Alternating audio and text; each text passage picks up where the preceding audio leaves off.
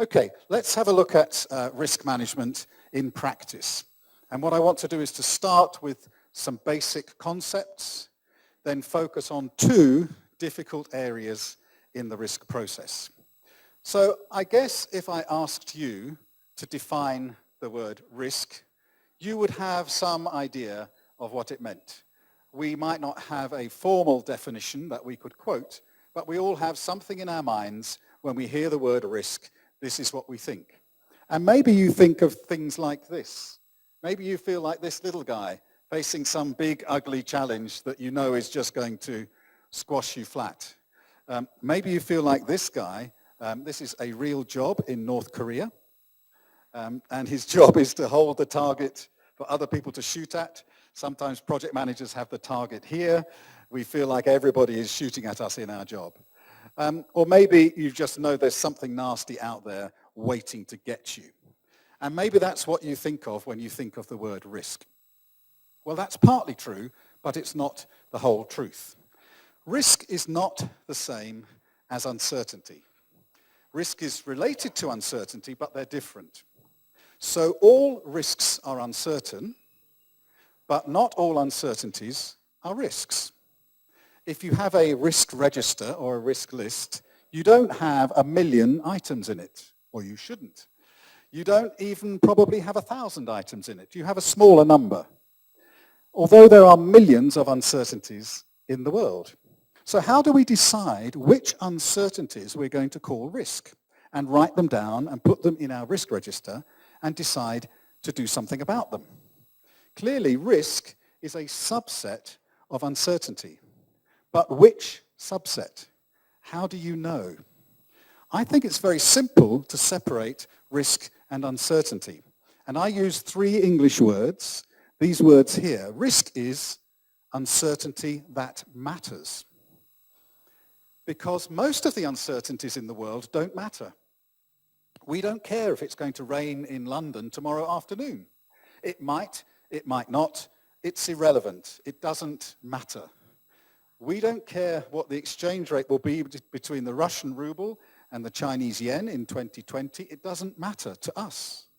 But there are things on our projects and things in our families and things in our country which are uncertain, which do matter to us. If it's an uncertainty that matters, it's a risk. So here's another question. How do you know what matters? In your projects, what are the things that matter? The things that matter in our projects are our objectives. So we must always connect uncertainty with objectives in order to find the risks. And if we look at some definitions of risk, this is the ISO standard that I mentioned, it connects those words very simply. Risk is the effect of uncertainty on objectives. And we might look at another definition from the UK, from our Association for Project Management.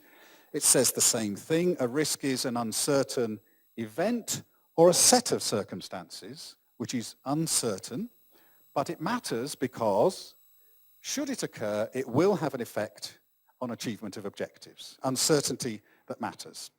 So we should be looking in our risk register for 2 things. Is it uncertain? We don't want problems in the risk register.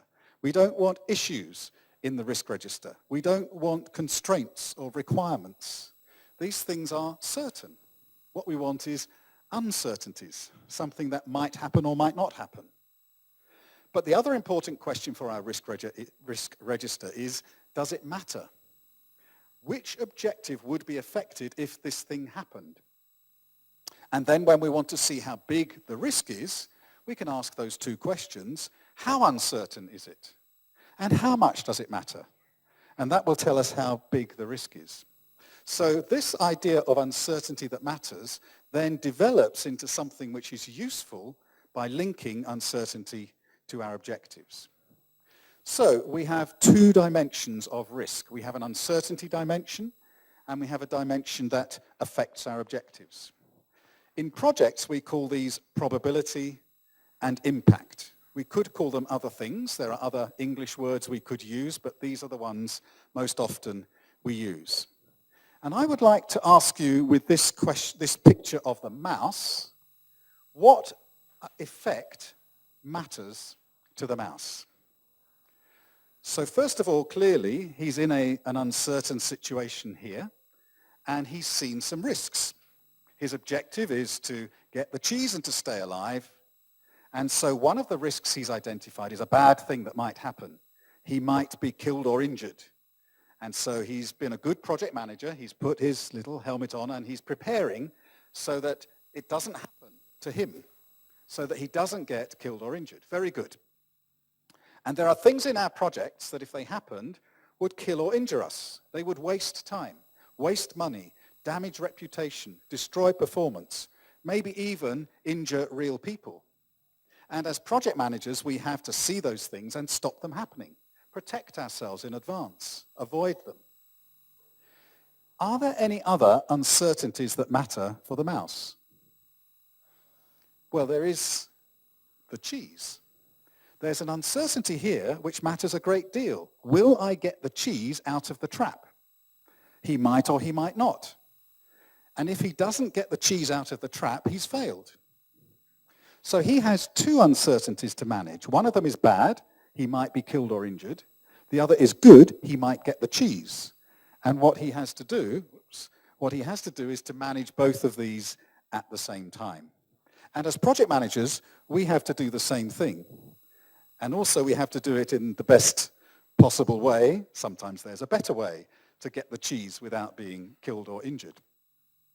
In our projects, we have to stop the bad things happening, but we also have to get the cheese out of our projects.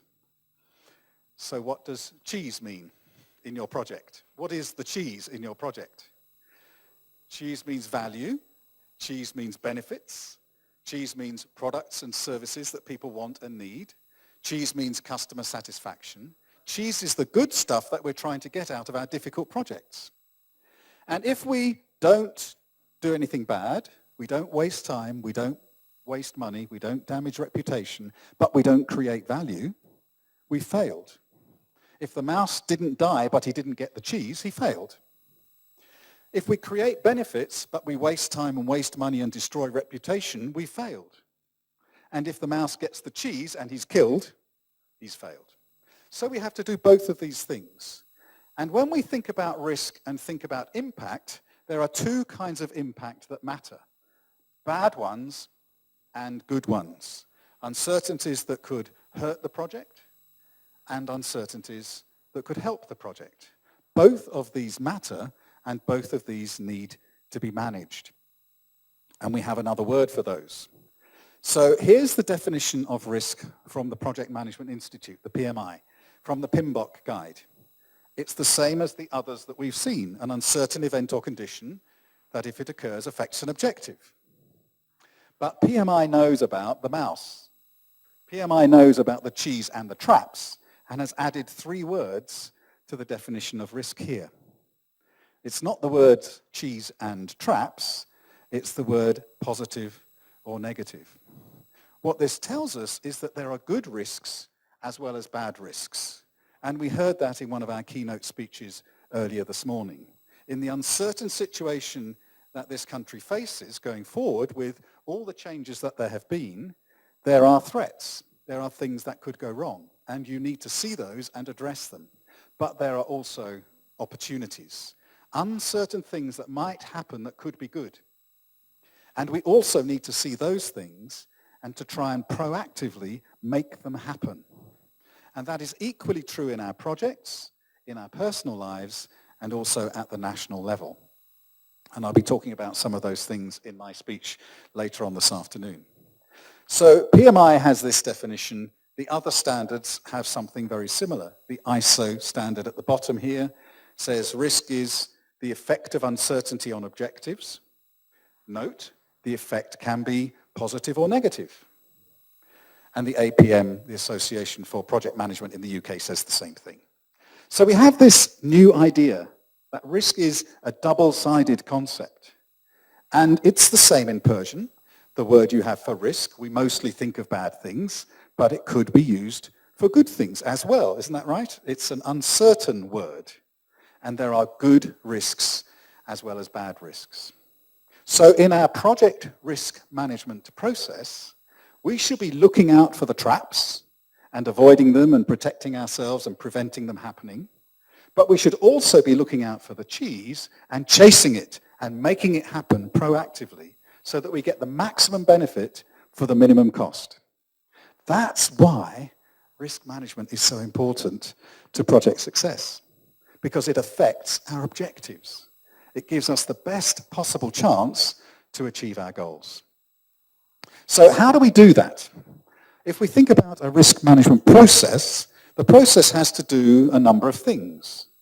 If risk is uncertainty that affects objectives, we have to know what our objectives are. Then we have to identify the uncertainties that would matter to those objectives. And remember that they could be good or bad, threats and opportunities. That gives us a long list of uncertainties that matter, but they don't all matter the same. So the next thing we have to do is to prioritize and ask the question, how uncertain and how much does it matter? Then we get a prioritized list of risks. We know which are the worst threats and the best opportunities. So then we do something about it. Then we plan how to respond. We think about what would be appropriate to stop the bad thing happening and to make the good thing happen.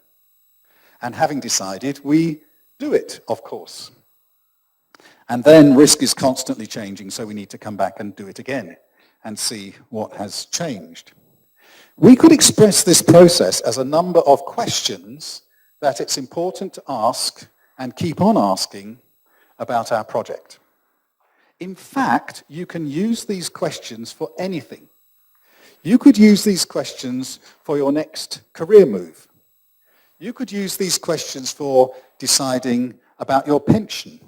You could use these questions to decide how to bring up your children, or to decide on how to invest the nation's wealth. These are the questions. What are we trying to achieve? That's setting objectives. Then what could affect us in achieving that? That's identifying risks. Then when we have the list of risks, which are the most important ones? That's prioritizing and assessing the risks. Then what could we do about it? Planning our responses and doing it, implementing the responses. And then, did it work and what's changed? Reviewing the risk. So if we look at a risk management process, we could link each step in the process to one of these questions. And this is why risk management is so easy. Because all we're doing is asking and answering obvious questions. Anybody who's doing anything important will ask these questions. What am I trying to do? What could affect me? Which are the big ones? What shall I do about it? Did that work? Now what? And you could ask those questions every Monday morning when you drove to work, or every Saturday morning. You could ask the question, say, what am I trying to achieve today, this week? What could affect me and which are the big ones? What shall I do? We can manage risk on a very simple basis. Or we can use this as the structure for a risk process which is much more complex, which involves lots of meetings and lots of stakeholder groups and lots of analysis and statistics. It's the same questions. So I would like you to remember two important things. One is risk is uncertainty that matters. And secondly, these questions, these 6 questions. Because that's the heart, that's the basis of managing risk. And it really is very, very easy. Now, in the time that we have, I want to focus on just 2 parts of this process and then give us the opportunity to try out some of these things. The identification step, clearly very, very important, because if we don't identify the risks, we can't manage them. And then planning responses, understanding how we can deal with the uncertainties that we've identified. So let's think about these things. Identifying risks. How do we find all of the risks? Well, you can't. You can't find all of the risks because there are risks that arrive that we hadn't seen before. There are emergent risks, new risks, different risks. And I'll be talking about those later this afternoon in my speech. What we want to find are the knowable risks, the risks that we could find. We don't want somebody on our project team who knows a risk and they're not telling anybody. So this process is about exposing the uncertainties that matter, finding them so we can do something about them. And there are lots of techniques, brainstorming, workshops, checklists, testing our assumptions, and so on. But I would like to answer a bigger question, a different question from techniques. And it's the question, are we finding the real risks? When you go to a risk workshop and you write things in your risk register, are they really the uncertainties that matter for your project? Are these really the things that could drive you off track or really help you? Or are they just the obvious things where all projects have problems with requirements, with resources, with testing? These are things that always come up, and we have processes to deal with them. But are they the real risks? And I'd like to suggest to you that often in our risk registers we confuse real risks with other things. Often we confuse risks with their causes. Where does the risk come from? Or we confuse risk with their effects. What do they do if they happen? But risks are uncertainties that matter. They are not causes or effects. So causes are things that are true. This is true that the project is difficult. It is true that we don't have enough people on the project. It is true that the customer hasn't signed the contract yet. These are not risks. They are facts. They might be issues, they might be problems, but they're not risks because they're not uncertain. And a lot of people write these things in our risk register. We don't have enough time for this project. It's a risk. No, it's a problem. Sometimes we confuse risks with their effects. There could be an accident. We could be late. Those are not risks either. They are the effects of risks. How do you manage we could be late? If you're late, it's too late. What we want to know is, why might you be late? What unplanned thing could happen that would result in you being late? So risks sit between causes and effects. We can't manage causes because they're here now, they're facts. We don't want to manage effects because they may never happen. What we can manage is risks that sit in the middle because they haven't happened yet. So risk management has to separate risks from their causes and risks from their effects. And I find, looking at hundreds of risk registers all around the world, I've worked in 48 different countries, every continent, every culture, not the Antarctic, it's too cold, but nearly every continent. And over half of the stuff in risk registers are causes or effects. Over half. So the things we're trying to manage in the risk register are not risks. And then people are surprised that it doesn't work. So how do we separate cause, risk, and effect? Here's a little test. And these statements are written in your notes, or you can just think as we go. Each of these statements, and they're very simple, is one of these things. A cause is something which is true today. A risk is an uncertainty that might or might not happen. The effect is why it matters to our objective. Okay?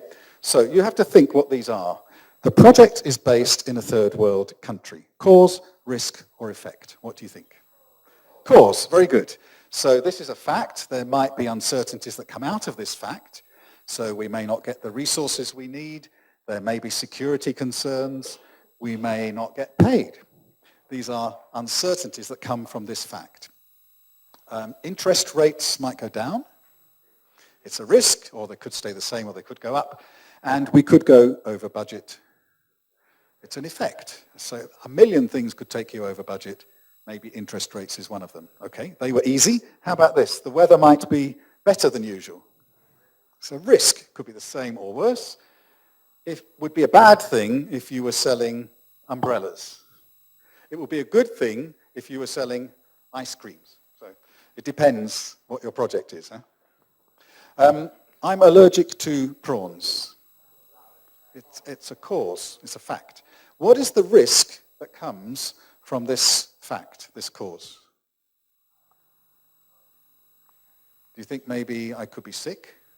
I could have a reaction, I could be very ill, I could die? All of those things are effects, aren't they? that if something happens that I didn't plan, because I'm allergic, something might happen that makes me sick. What's the something? I might eat prawns without knowing. So then I check, are there prawns in this? I avoid things with prawns in. I manage the risk, not the effect, and not the cause. Okay, we've got to use a new technique, an unproven technique. It's a fact, it's a requirement. We have to do it. We might introduce design errors, but it just is a factor, a requirement of our project. The contractor may not deliver on time is a risk. This is going too fast. It might not work for some reason. You saw the color. It's a defect. Okay, I will go more slowly. We don't have enough people. It's a cause, yes. And lastly, there's a risk that we'll be late. It's an effect, is it? Because we want to know what is the risk that we'll be late. Being late is an effect. So, apart from the prawns, all of the blue and green things we see in risk registers. The project environment, new technology, lack of resources, or going over budget, lack of performance, delivering late. These are not risks. These are causes or effects. And if we looked at a real risk register, and this is written in your notes for you, if you want to do this afterwards, we could do another exercise. In fact, the next page of the notes, if you turn over the page, has these written a bit larger for you. English only, I'm afraid. We'll have to do something about that, Razul. You could just try this little exercise on a real risk register. This is one of my clients. I asked them for their top 10 risks. This is what they gave me. They're not risks. They're all sorts of things mixed up. Really, you should do this on your risk register. But let me show you what happened when I did this on their risk register. I found there was a whole mixture of things. So the current hardware is not fast enough to support testing. That's a fact. It's a cause. This means that we may be unable to test performance until production hardware is used. That's the risk. So we have two things in this statement. The next one down is just a fact. A number of usability issues have been identified by the supplier. Okay, so what? What difference does that make? Let me color code this for you just to be slightly friendly, but you'll have to do it on your own if you want to try the complete exercise.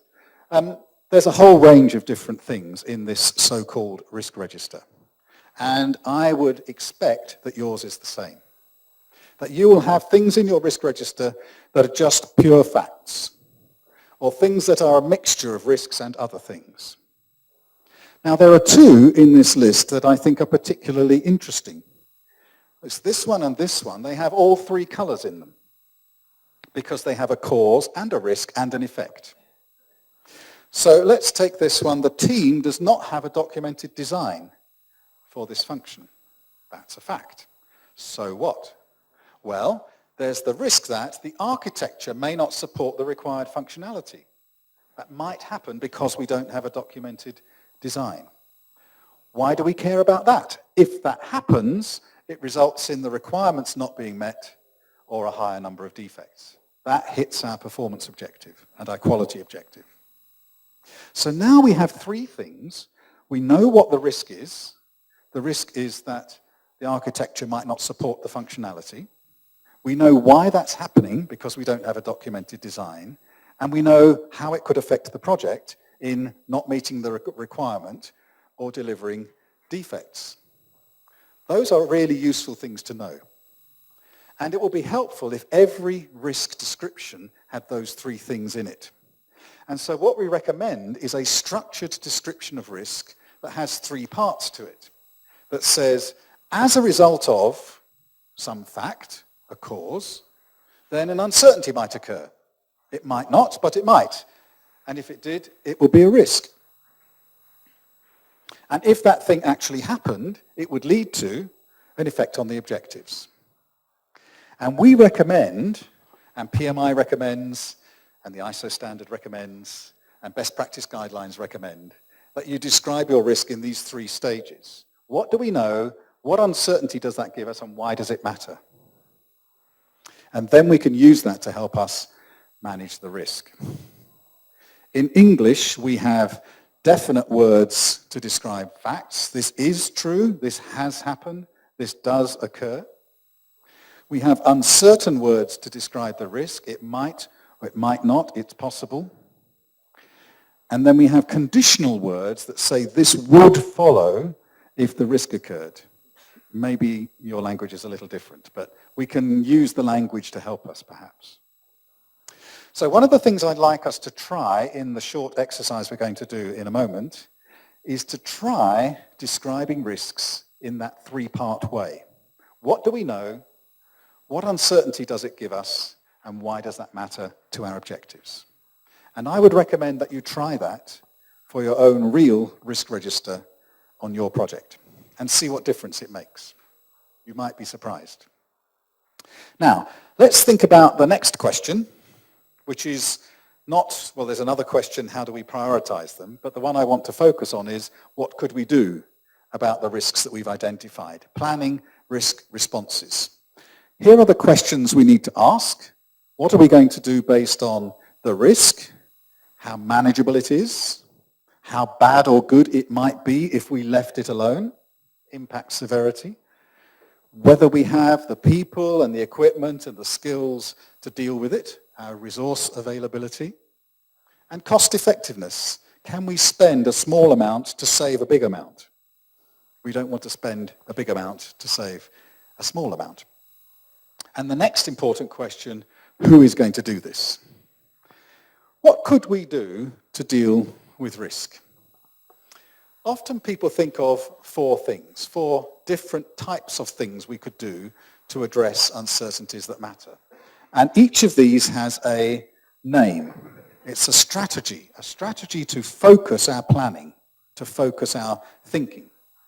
And then once we've focused our thinking with a strategy, we can develop tactics to address each individual risk. So what are the four things that most people think of? The first is risk avoidance. Is there something we can do to kill the risk, to remove it altogether? The second is something we call risk transfer. Can we give it away? Can we get somebody else to take it away for us? The third is what we call risk reduction. Some people call this risk mitigation. And here we're trying to make the risk smaller so that we could accept it. And the fourth response after avoid, transfer, or reduce is the one that everybody forgets. They think if we can't do anything about it, we just have to hope and pray and wonder and wait. The other response is to take the risk. We call that risk acceptance. To recognize we're taking this risk and to include it in our baseline and to monitor it very carefully. So you might see those four options as quite a good set of response strategies. But there's a problem. The problem is all these things only work for bad risks. What about opportunities? We don't want to avoid or give away or make smaller opportunities. So how do you respond if you find a good thing that might happen on your project? Do you just wait and see and hope? Or is there something active that we could do? Fortunately, there are four response strategies for opportunities that match the four response strategies for threats. So here are the bad ones. Avoid a bad thing, give it to someone to take away, make it smaller, or take the risk. This is what those things are trying to achieve, to remove the uncertainty, to get somebody else to help, to change the size of the risk, or to include it in our project plan.